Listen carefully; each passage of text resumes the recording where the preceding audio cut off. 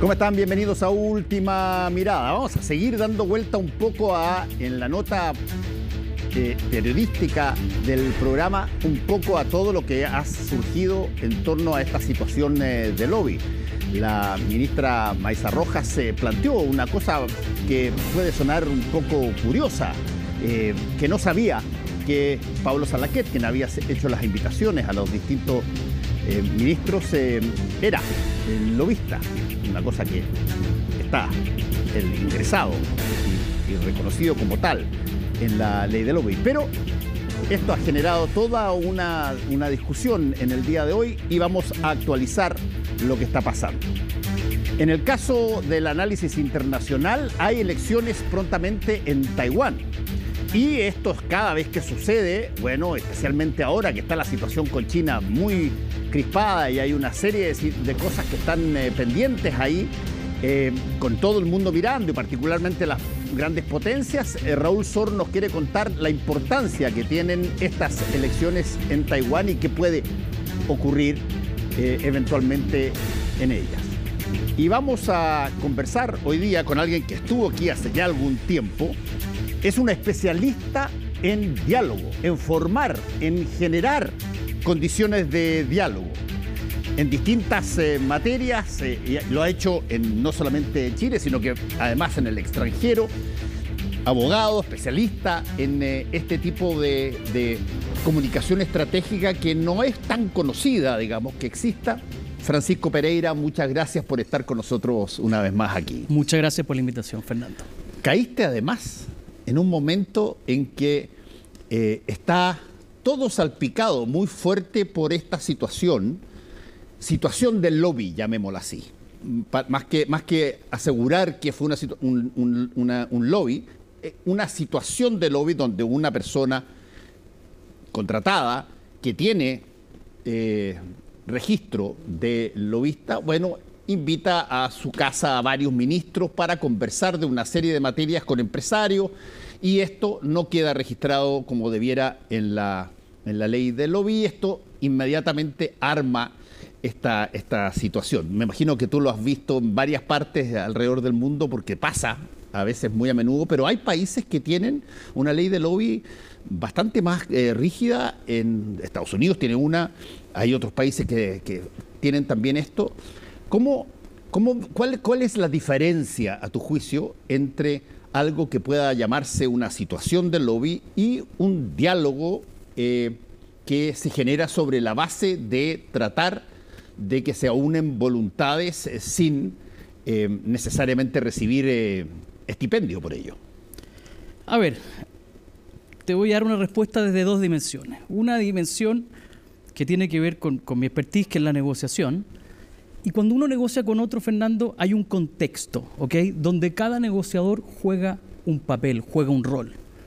Pero es muy paradójico. Uno puede estar en una negociación muy tensa, pero uno se para a hacer un café y se encuentra con otro que estaba al otro lado y se juntan los dos en el café y dicen, ya, pues terminemos con esto, lleguemos a un acuerdo. El solo hecho de cambiar el contexto 2 metros más allá haciéndose un café hace que las personas conversen de una forma distinta. Por lo tanto, desde la técnica de la negociación, te quiero decir que conversar con otro en un ambiente distinto al rol que juegas, y ahí podríamos discutir, ¿un ministro juega un rol distinto después de las 6 de la tarde, después de las 7 de la tarde? Pero desde la técnica de la negociación te quiero decir que cuando uno cambia los contextos, se generan nuevas confianzas y hacen que los acuerdos fluyan un poquito más. Eso desde la técnica. Ahora, desde si es lobby o no, la pregunta que surge es, ¿el ciudadano chileno tuvo acceso a lo que se conversó ahí? ¿Sabemos qué se habló, qué compromisos existieron? No lo sabemos. Y lo duro es, a propósito de la vilipendiada ley de pesca que se hizo hace muchos años, que te acuerdas que, sí, que cambió después porque nació de una mala forma. Bueno, la pregunta hoy día es, ¿qué va a pasar con lo que se está discutiendo hoy sobre la ley de pesca? Porque va a estar contaminada cualquier discusión, incluso la previsional que se está discutiendo hoy, va a estar contaminada por lo que ocurrió ahí. ¿El ciudadano promedio sabe lo que se habló ahí? La respuesta es no. Por lo tanto, eso debiera estar registrado como lobby. Mira, hay un libro muy interesante que te lo recomiendo, pero muy encarecidamente, y a todos ustedes también, que escribe un escritor argentino. A mí me lo recomendó un ex director general de la CEPAL, Rubén Katzmann, y le agradezco hasta el día de hoy porque fue muy bueno. Un libro de Mariano Sigman que se llama El poder de las palabras, y que es básicamente sobre cómo entablar conversaciones con tus adversarios, o con tus personas, o con tu familia, o con la gente en torno tuyo, que tenga como objetivo el tratar de generar algún grado de conclusión favorable para todas las partes. Y desde ese punto de vista es bien interesante. La diferencia con el lobby es que el lobby es una situación donde alguien tiene un contrato para tratar de obtener una determinada cosa que de alguna manera tenga una variable de gobierno, ya sea cancelar una ley o emitir una ley o hacer una serie de cosas. Y la pregunta ahí es, por cierto, ¿tiene el ciudadano derecho a conocer ese tipo de conversaciones, o que existieron esas conversaciones antes de que se produzca la ley? Absolutamente. Y muchos ha hablado de la cocina. Y este gobierno, cuando no era gobierno, hablaba mucho de la cocina. Y la cocina, para que hagamos una distinción, la cocina se produce entre políticos, entre el Ejecutivo y el Legislativo, por ejemplo. La cocina se hace alusión a la cocina de Andrés Saldívar. Sí. Y la cocina no es otra cosa distinta a lo que te dije de cambiar de contexto. Porque ¿cuál es el problema de las negociaciones políticas, Fernando? Que la distingue una negociación que pueda tener yo contigo. Es que cada negociador en las negociaciones políticas tiene que responder no solamente a los intereses de lo que está haciendo ahora, sino a la gente que votó por él. Entonces, en negociaciones hay algo que se llama face saving, que es salvar la cara, salvar la apariencia. Te voy a dar un ejemplo, después vamos a ver cómo se baja aquí. Si mi auto, el auto que quiero vender en el mercado vale 5 millones de pesos, no lo puedo poner en 9 millones de pesos, aunque quiera venderlo en 5, porque eso es el famoso tejo pasado. El problema que tiene un negociador que se tira con el tejo pasado es que tiene que salvar su prestigio para lograr explicar por qué te lo va a vender después cerca de 5. ¿Me explico? Ese es el problema de tirarse con el tejo pasado. En la negociación política, el político tiene que salvar su prestigio. Y lo que te permiten estas cocinas, conversar fuera del Congreso, es que te pones de acuerdo con otro, llegan a un acuerdo y dicen ya, entonces lo que vamos a hacer es lo siguiente: yo voy a decir esto, tú vas a decir esto, yo te voy a pelear esto por algún momento y yo voy a terminar cediendo. ¿Me explico? Entonces, esas cocinas te permiten salvar la cara. ¿Cuál es la diferencia entre esas cocinas y lo que vimos respecto a la comida Salaquet? Es que esa cocina se da entre autoridades públicas e intereses privados. Y cuando hay dinero de por medio, cuando hay legislaciones, regulaciones de por medio, la ciudadanía tiene derecho a saber qué se está conversando, y para eso está la ley del lobby. O sea, los únicos que han dicho que esto no estaría dentro de la ley del lobby son los incumbentes. Sí, los que fueron a la casa de... Y yo vi... Ahora, lo que me parece bastante sorprendente, porque yo tiendo a pensar que cuando se está tratando específicamente algo que significa generar ley o evitar que se genere ley, o conversar sobre las características de una ley a través de alguien que ha sido contratado para generar este encuentro, yo no digo que necesariamente, como lo hacen en Estados Unidos, donde si que tú no lo informas tienes que hacerlo con efecto retroactivo y tiene que ser todo pormenorizado, pero yo no digo de que tenga que haber un minuto a minuto de todo lo que se habló, pero sí debiera quedar registrado, si es que hay intervinientes que están contratados, son profesionales de esto, debiera quedar para conocimiento de la ciudadanía por lo menos la constancia del encuentro. Absolutamente. Déjame hablarte desde la negociación. En la negociación hay un efecto que yo he llamado el efecto Santa Claus, es un efecto que le puse ese nombre, y que tiene que ver con el temor que tienen los padres a defraudar las expectativas de un hijo en Navidad. Entonces tú a tu hijo le tenías pensado regalar una bicicleta y tu hijo pone una carta al viejo pascuero donde dice que quiere un PlayStation 5. Entonces el padre tiene temor a defraudarse esas expectativas. Y eso ocurre en las negociaciones, Fernando. Si yo voy a negociar contigo algo, y yo te digo, Fernando, bueno, hablemos el jueves, pero te aviso que nunca he pagado más de 5 millones de pesos por eso, pero hablemoslo el jueves. Yo te acabo de instalar mi expectativa, por lo tanto, tu planteamiento el jueves va a ser considerando esa expectativa. ¿Me explico? Sin haberme sentado a negociar. Dicho lo anterior, en estas comidas, cada uno plantea expectativas. Cuando alguien el gobierno explica lo que quiere en la reforma previsional o lo que quiere para la ley de pesca, lo que están planteando es expectativas que posteriormente los que escucharon esas expectativas, cuando estén planeando de cómo van a plantear las cosas, van a tener esa expectativa como referencia. Entonces, no es inocuo, incluso cuando estás planteando expectativas, no es inocuo en lo que ocurre en las negociaciones posteriores. Ahora, Francisco, hay un punto bien interesante que lo conversamos la última vez que tú estuviste aquí hablando más o menos de exactamente lo mismo, que tiene que ver con situaciones que a veces son necesarias y se sabe y se comunican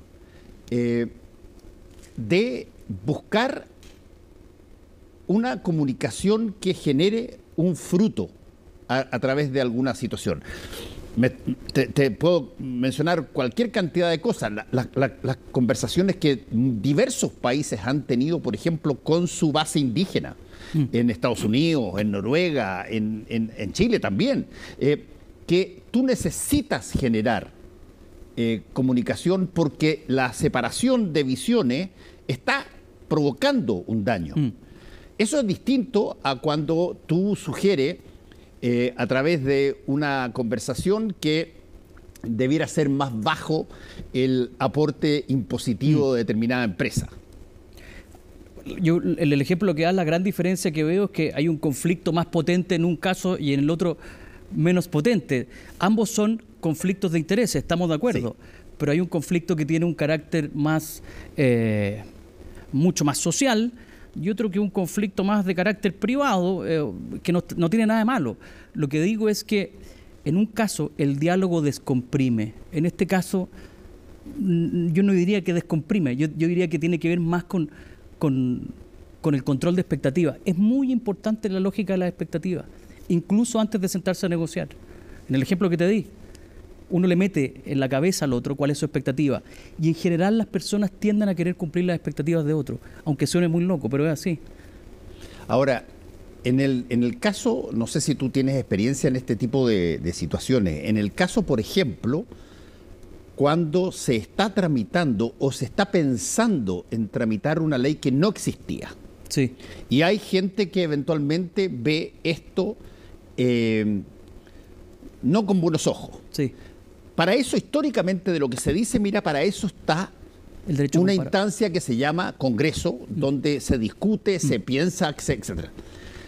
Una cosa totalmente distinta es una situación de lobby donde de repente a la casa privada de alguien o fuera del país se encuentren 2 personas o 3 y se genere una conversación sobre la base de una determinada agenda que termine con un resultado que no se conoce en términos de esta comunicación. Ahora, el límite es pequeño, ¿cierto? El ejemplo que das es porque uno se podría encontrar con un gerente general o un dueño de una compañía, se podría encontrar, además Chile es un país chico, sí. Te podría encontrar socialmente. Ahí la pregunta, el otro día me tocó dar una entrevista y yo dije que era como pasarse una luz roja a las 4 de la mañana. Al final uno mira y dice no viene nada, es una decisión propia. Esas son las decisiones más difíciles. Las decisiones a pesar donde nadie te ve. Es que es muy importante, me parece súper pertinente lo que tú acabas de decir. Porque claro, tú dices voy a una luz roja 4 de la mañana, por aquí no hay nadie, cruzo total, y sin embargo hay un carabinero saliendo de una casa y te para y tiene todo el derecho a aplicarte la multa porque no puedes pasarte una luz roja en cualquier momento. Y eso es exactamente lo que creo yo que pasó. Que, claro, puede ser de que se estén hablando cosas simpáticas, agradables en medio de una comida, pero en el momento en que tú entras a generar una condición de lobby, una condición de persuasión pagada para tratar de obtener un resultado legal a través de la autoridad, eso debe ser conocido. Lo que yo entiendo de tu observación es que el problema sería que hay un intermediario al que se le paga. Además, bueno, eso sería además. En este caso, eso es bien importante, sí, porque eso te genera la condición del lobby, claro, de la situación. Ahora, uno se pregunta también cuánto poder tiene alguien para convocar así. O sea, dos amigos a la casa. Tú puedes perfectamente decir, dos amigos parlamentarios que juegan en la misma liga de fútbol, claro, y en el camarín se encuentran y hablan de qué sé yo. Está bien, sí, eso es una cosa que eventualmente todo el mundo puede entender que se da. Pero si es que de esa conversación se genera una situación donde eventualmente hay una ley, sí, yo no veo ningún impedimento en que se conozca la tramitación, claro, básica de la ley. Sí. A mí me pasa, yo soy abogado y me ha tocado estar representando a alguien y me encuentro con el abogado de la contraparte en una situación que no es conocida por los clientes, donde yo le he tenido que decir, ¿sabes que no vamos a hablar de nada de...? Sí, lo sé. No. Y es una decisión de uno, es una decisión propia. Ahora, dime, saliendo del caso chileno y llevando un poco a lo que tú haces, que es una situación donde se generan condiciones de conversación, de diálogo, sobre la base de determinadas situaciones. ¿Qué tipo de cosas son las más comunes en ese sentido? Déjame hablarte del diálogo, ya, a ver qué opinas tú. Ok. Yo alguna vez he dicho que el diálogo está sobrevalorado. Antes que me retes, te voy a decir por qué. Yo digo que uno tiene que dialogar con aquel que está dispuesto a ser persuadido legítimamente, alguien que está con su cabeza abierta, porque dialogar con alguien que ya tiene la conclusión sacada de antes es una pérdida de tiempo. Yo creo que lo ven mucho las familias chilenas cuando a puertas de votar en el plebiscito, cuando trataban de convencer a alguien en la familia, ya la conclusión estaba hecha. Al final lo que pasa es que las personas solamente terminan peleando. Claro. Entonces, yo digo que el diálogo está sobrevalorado en esa hipótesis, pero que no está bien valorado lo suficiente cuando se produce un diálogo bonito, donde ambas partes están dispuestas a ser persuadidas. Cuando el otro no está dispuesto a ser persuadido, no funciona el diálogo, es donde entra la negociación, que es a lo que yo me dedico.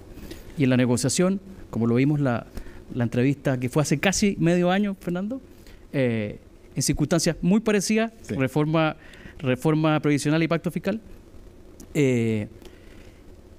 entra en juego la negociación y como lo comentamos ahí, la negociación tiene que ver con los incentivos personales. Mejorar tu situación actual o evitar un problema futuro. El pacto fiscal se cayó el 8 de marzo del 2023 porque a una diputada tuvo un problema personal con el ministro. Hoy día viene la reforma y el senador Espinosa no está en buena parada con el gobierno. No. Entonces, vamos a ver qué pasa ahí.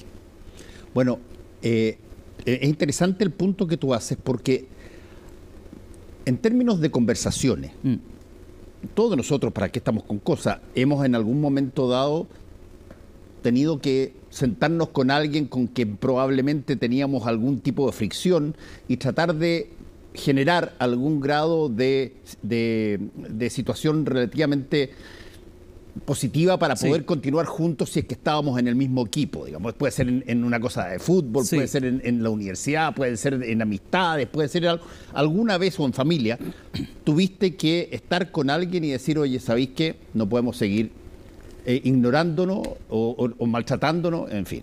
Sí, la distinción que hago, que quizá una distinción equivocada de mi parte, que es que ahí operó la negociación. El diálogo funcionó para que operara la negociación, que es decir, mira, en un equipo de fútbol, si nos seguimos peleando los dos, al final, en la pelea que tenemos dentro de la cancha, nos pasan goles y no vamos a ganar. Eso quiere decir que nos convino negociar, porque si no negociábamos, perdíamos ambos. Y lo hablamos también a propósito, sí, de la teoría de juego. Entonces, a mi juicio, cuando a mí me viene a la cabeza la palabra diálogo, yo lo encuentro mágico y digo, diálogo, esa capacidad de persuadir a otro y que el otro esté dispuesto a ser persuadido y que se produzca magia, ¿vale? Cuando eso ya no opera, opera la negociación. Y por eso que las personas dialogan, pero no en términos de lo anterior, dialogan para llegar a un acuerdo. ¿Para qué? Para mejorar su situación actual o evitar un problema futuro. Nosotros hablamos hace casi medio año atrás. No se sabía qué iba a pasar con el tema constitucional. Sí. Habíamos conversado que republicanos y la derecha en general tenía la mayoría. Y dijimos también que el que tiene la mayoría, lo dije yo, no te quiero cargar a ti con eso, el que tiene la mayoría no tiene ni un incentivo a negociar con otro, porque tiene la mayoría. ¿Cierto? Y eso fue exactamente lo que pasó. Y fue exactamente lo que pasó, porque no lograron prever o evitar un problema futuro, que fue que, dado el qué y el quién, se echaron a una cantidad de votantes gigantescos. Y además, a propósito de lo que conversábamos al principio, en la negociación, cuando alguien cede, tiene que salvar su cara frente a su electorado, y lo que le pasó a los republicanos ahí, y lo que le está pasando hoy día a José Antonio Kast, que era el líder de republicanos, lo empezaron a catalogar de amarillo por haber cedido en la negociación. Y así como se le fue la Tere Marinovich y se le fue el Rojo Edwards. O sea, en la búsqueda de querer llegar a un acuerdo... Kaiser ahora también. Y Kaiser ahora que se le fue. En la búsqueda... Sí, es una paradoja muy loca, Fernando. Cuando un político trata de llegar a acuerdo con otro, empieza a perder gente de su lado. Ahora, en la negociación, que es algo a lo que tú estás dedicado, la negociación tiene una característica que para ciertas cosas todo el mundo acepta que pueda suceder. Tú tienes un conflicto bélico y tienes una situación donde están produciéndose pérdidas humanas y cosas acá, y te dicen, oye, ¿puede las Naciones Unidas arbitrar un poco esta situación? Y nadie te va a decir, no, si queremos seguir matándonos. De repente, sí. Ahí hay una... El problema más grande en las negociaciones, y me alegro que hayas puesto el caso de la convención, o sea, de la nueva constitución, es cuando efectivamente las partes no tienen una condición equilibrada de esta, sino que hay, por ejemplo, una cosa que es muy normal, una parte que tiene mucho más poder que otra para poder generar determinadas condiciones, a pesar de que la otra tiene una presencia importante. Eso pasa. ¿Cómo se administra una negociación con situaciones de diferenciación muy fuerte entre unos y otros? Buena pregunta. A ver, eso es hablar del poder en la negociación, ¿ok? Muchas veces las personas entienden que es más poderoso, por ejemplo, el que tiene más recursos. Muchas veces asesoro empresas que son más chiquititas y me dicen, Francisco, nos va a tocar muy difícil. ¿Por qué? Porque el otro es un gigante. ¿Y por qué es gigante? Porque tiene miles de sucursales, me empiezan a argumentar. El único poder, hay muchas fuentes de poder, pero la fuente de poder por excelencia en la negociación. Hay otras fuentes, el tiempo, hay una serie de cosas. La fuente de poder por excelencia en la negociación es la alternativa. ¿Qué pasa, Fernando, si nosotros dos no llegamos a acuerdo? ¿Qué alternativa tiene Fernando a mí? Esa es la clave de la negociación, saber qué alternativa hay si es que no se llega a un acuerdo. Si tú no tienes ni una alternativa a mí, tengo mucho poder. Y no me importa si eres muy grande o muy poderoso, sí, en la percepción general de las personas, muy poderoso. Si tienes alternativa a mí, tienes más poder. Si no tienes, tienes menos poder. Entonces eso como contexto general, el poder de la alternativa. Para lo que me preguntas, una mayoría versus una minoría, la mayoría no tiene ni un incentivo a llegar a un acuerdo con la minoría. Ninguno. Salvo el incentivo 2, que lo hablamos hace casi medio año, el incentivo 2, que es evitar un problema futuro. ¿Qué es lo que pasó con el primer tema constitucional cuando Stingo dijo, aquí la música la ponemos nosotros, y no logró anticipar un problema futuro por no llegar a acuerdo con las minorías? Y lo conversamos nosotros también hace medio año. Dijimos, si Republicanos no logra visorar que llegando a un acuerdo con las minorías puede evitar un problema futuro, puede pasar que se le caiga, y eso fue lo que pasó. Sí. No me queda mucho tiempo, pero te quiero plantear el tema del diálogo. Sí. Así. Te lo quiero plantear casi en términos coloquiales. Sí. ¿Es algo que tú sientas que sigue de moda o así como la democracia hoy día de repente se ve como amenazada porque hay todo tipo de gente que empieza a pedir, oye, ¿sabéis que aquí que lleguen los militares y pongan orden en la seguridad o que las cosas pasen de otra manera? ¿Qué tanto sigue siendo, en términos de nuestra propia acción humana de todos los días, la negociación, la conversación, el diálogo, una cosa a buscar? Una cosa que es acariciada por la persona. Buena pregunta, porque yo creo que hay un mito ahí, Fernando, gigantesco. Cuando uno escucha, y lo escucho en muchos programas políticos, cuando dicen, las personas lo que quieren es que los políticos se pongan de acuerdo. Eso dije, que los políticos conversen y se pongan de acuerdo. Eso, a mi juicio, es un mito. A la gente, cuando ve programas políticos, le gusta que su político pelee con el otro político. O sea, Fernando, haga un ejercicio simple mañana, no hoy día, hasta ahora. Métete a YouTube y ve cuáles son las portadas, los thumbnails que tienen las portadas de cada cosa en YouTube. Todas son, destrozó a no sé qué, en 2 minutos lo dejó callado. A la gente le gusta eso. ¿Qué busca la gente en verdad? Es que le solucionen sus problemas.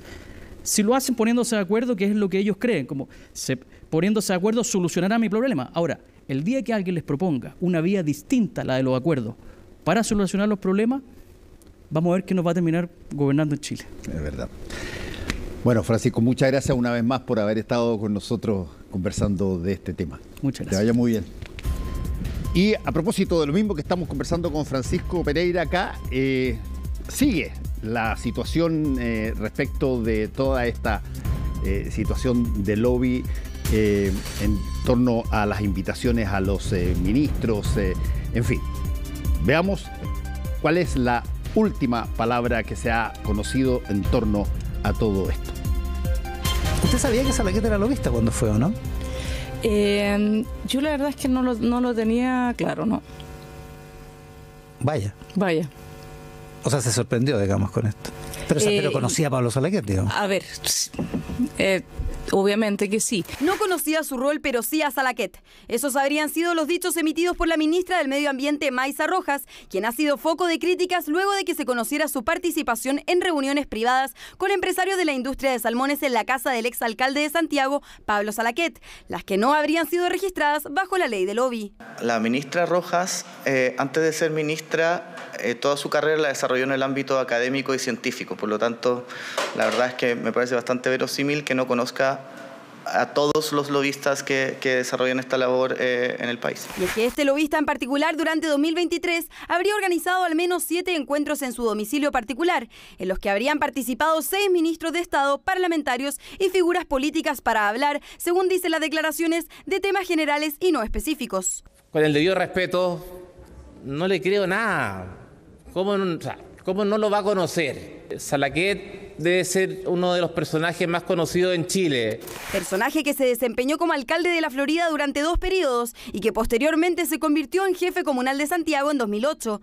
El alcalde mediático, como popularmente lo llamaban, fue además protagonista de varias controversias, entre ellas por su participación en el caso Penta. ¿Le llama la atención considerando que Salaquet es lobista hace varios años, siempre se ha dedicado de esta forma a eso? El perfil de ella es una ministra que proviene del mundo académico, no está en la política y probablemente nunca antes se había encontrado con Salaquet, ni como alcalde, ni en ninguno de los roles, probablemente no lo sabía. Y los ministros, independientemente si conocieran o no conocieran al señor Salaquet, cuestión difícil toda vez que ha sido una persona importante en los últimos años en política, una persona conocida, él desarrollaba una gestión de lobby. La ministra se contradijo sola cuando dijo que efectivamente sí lo conocía, pero no sabía que él era lobista cuando está inscrito como lobista. Y estas contradicciones, sin lugar a dudas, que nos muestran que no están siendo sinceros con los chilenos. El gobierno no está siendo sincero con los chilenos. Sin embargo, la ministra del Medio Ambiente habría aclarado una vez más que los encuentros no habrían incumplido la ley de lobby. Yo recibí una invitación en un contexto para tender puentes, para conversar, para que uno se conociera con gente con la cual yo normalmente tengo poca relación. ¿Quién le invitó? Con el mundo privado. Él. Por días, la sinceridad y transparencia por parte del gobierno han sido cuestionadas desde distintos sectores políticos, quienes solicitan aclaraciones de las autoridades y además posibles cambios en la ley de lobby para que estos hechos no se vuelvan a repetir. Creo que la forma en la que se llevaron estas reuniones fue un error. Y fue un error y hay que decirlo con todas sus letras. Las reuniones con los empresarios, las reuniones con las distintas actorías se tienen que dar en los espacios públicos, en los espacios donde finalmente se dé y se entregue garantía a la totalidad de la ciudadanía de lo que ahí está ocurriendo. Creo que el punto importante hoy día es cómo a partir de esto nosotros logramos el compromiso del Ejecutivo y de todos los sectores políticos de tener una adecuada regulación del lobby, que hoy día, si uno lo mira en perspectiva, nosotros tenemos más bien una ley de registro de reuniones que una adecuada ley de lobby. Y en esa ley de lobby que yo espero que pueda ser el impulso y la conclusión de todos estos lamentables hechos que yo creo que han causado un daño importante. Más que cambios a la ley de lobby, aquí lo que se requiere es un cambio de actitud de quienes nos gobiernan. Que asuman de una vez por todas que este no es un centro de alumnos. Este es el gobierno de Chile y ejercer dicha tarea se debe hacer con rigurosidad, con seriedad y con profesionalismo. Los dichos de la ministra del Medio Ambiente ciertamente vuelven a abrir el debate sobre la ley de lobby. En tanto, asegura que ha tenido 181 encuentros registrados, donde 7 han sido con personeros de la salmonicultura y 1 fuera de su oficina, el que tuvo en la casa de Pablo Salaquet. Hacemos una pequeña pausa y volvemos con el análisis internacional de Raúl Sor y las futuras elecciones.